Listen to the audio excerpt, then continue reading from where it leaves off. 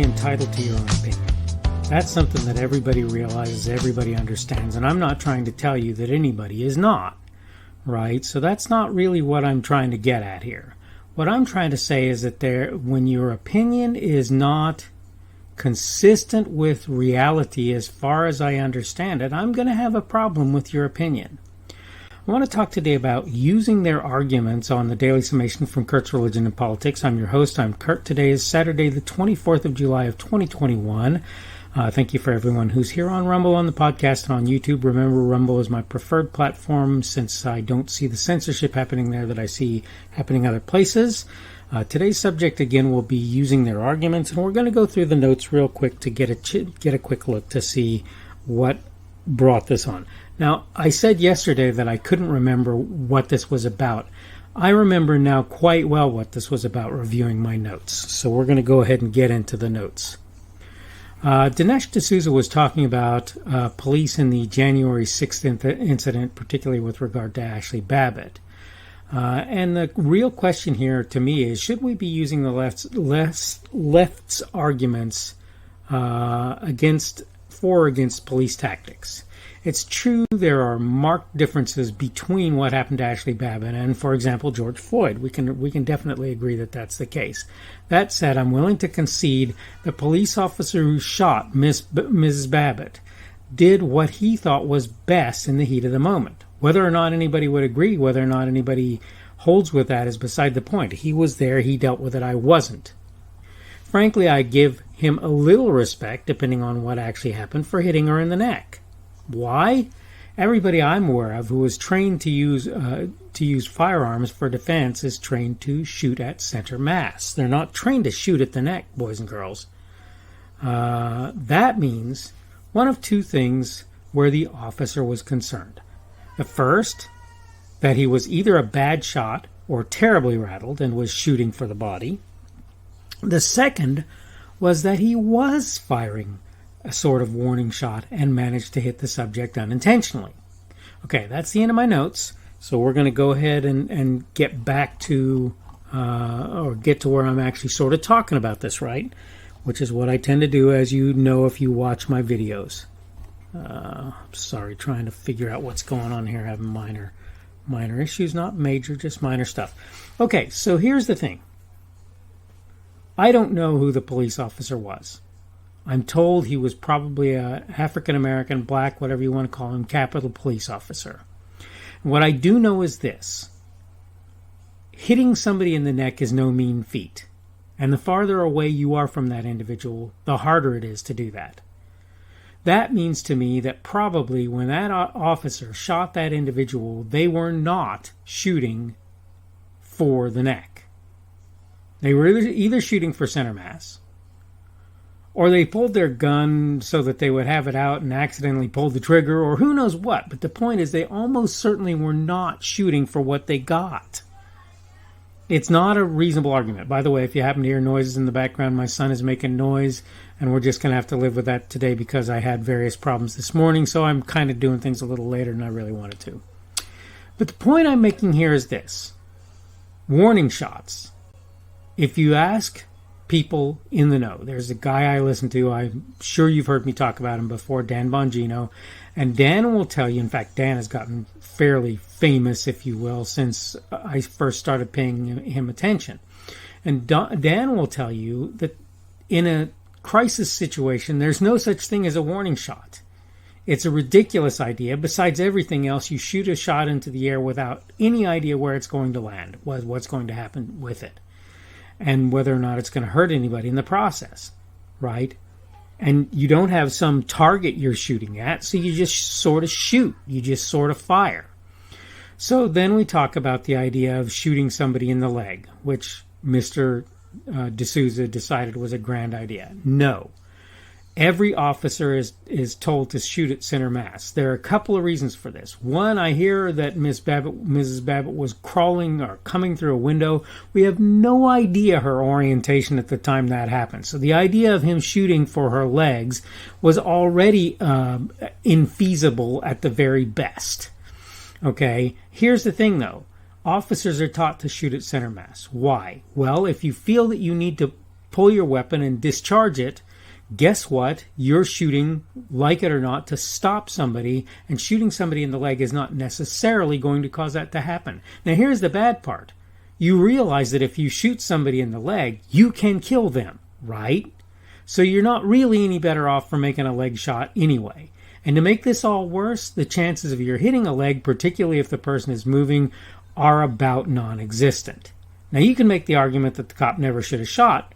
Again, it was a heat-of-the-moment situation, and I don't really know that that police officer had any idea what was going on, and he may have pulled his sidearm with the idea of brandishing it and not really firing it, and done something silly or dumb like having his finger on the trigger. Now, you can argue that that's, bad, but again, heat of the moment is my, quote, excuse for that. And I'm not trying to excuse the police officer. Maybe there needs to be some sort of inquiry.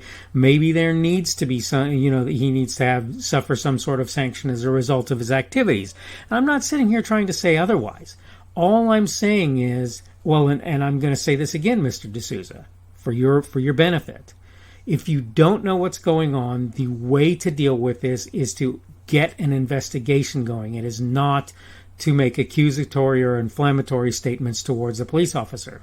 He may have done wrong. He may have done totally wrong. I'm not saying that. I'm saying the way to find that out is not to accuse him or her of things that they did or didn't do. That's not the way to do that.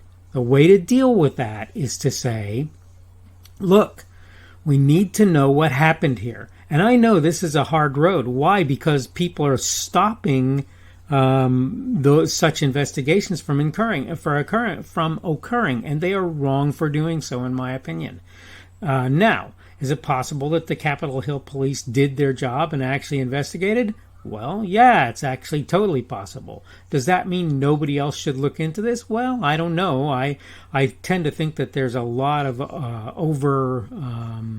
amping of things where people send in other investigators. I think the Obama administration did it a lot and mostly found that, things were actually just fine in various situations. And I think that others have done it, and they've been just as wrong to do those things as far as I'm able to tell.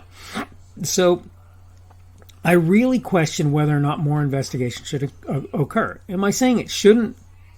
I'm absolutely not saying that. Am I saying that results of the investigation maybe shouldn't be made public so that people understood what happened and what's going on? I'm not saying that either. Of course they should be made public, right? Of course they should be made public. This is a transparency thing, and it really needs to be dealt with.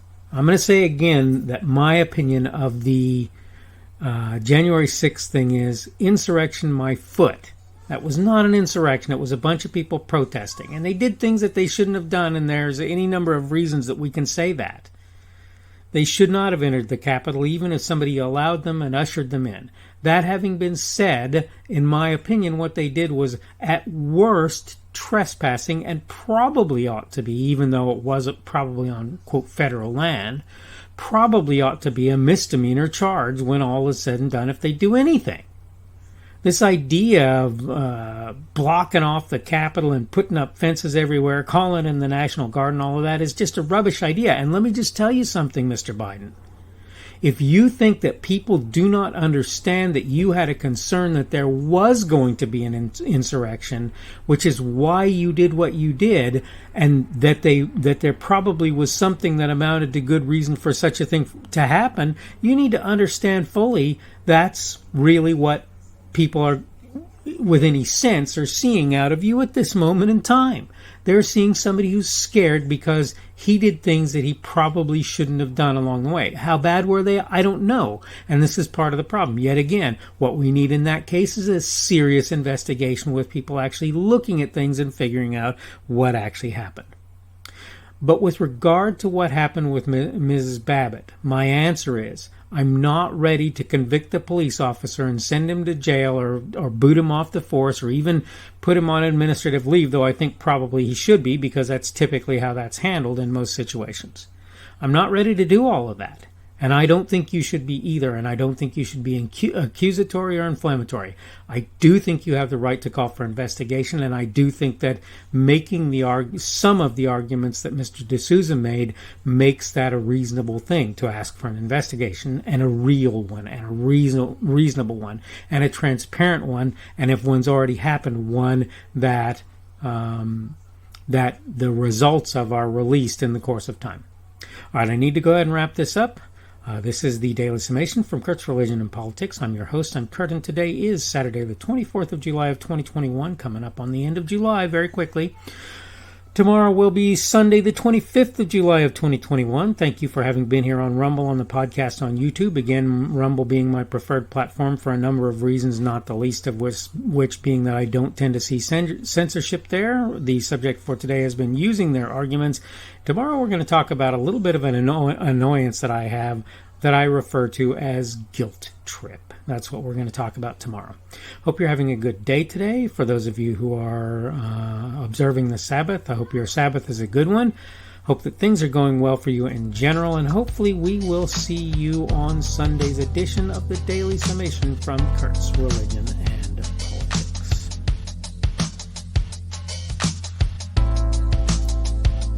The speaker on this edition of the Daily Summation is Kurt Schubert. This video was recorded on Saturday, July the 24th of 2021.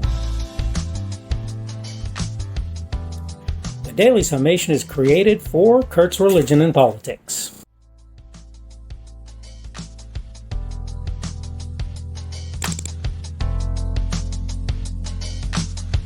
Thanks for watching this edition of the Daily Summation from Kurt's Religion and Politics. I hope you found it entertaining or instructional, or maybe both. If you want to see more from me, you can go to blogs.kpschubert.com. That's blogs.kpschubert.com. I am on Twitter, Parler, and Minds.com. My handle on each of those is @kpschubert. That's @kpschubert. I have a Rumble and a YouTube channel. They are the Kurt's Religion and Politics channels on Rumble and YouTube. I have a Facebook page. The Facebook page is Kurt's Religion and Politics as well. I am on Patreon. If you want to support me, that's one of the better places you can do that. And you will find me at Kurt's Religion and Politics on Patreon. I have a podcast. The podcast is podcasts with an S, .kpschubert.com. That's podcasts.kpschubert.com. I think you should be able to find me with relative ease on Apple Podcasts, Google Podcasts, and Spotify as well. The best way I find to do that is to look for Kurt's Religion and Politics. You can try to use the Daily Summation. I find that it doesn't work as well as a general rule, but you can always try that. I'm glad to have you aboard today, and hopefully we will see you again tomorrow.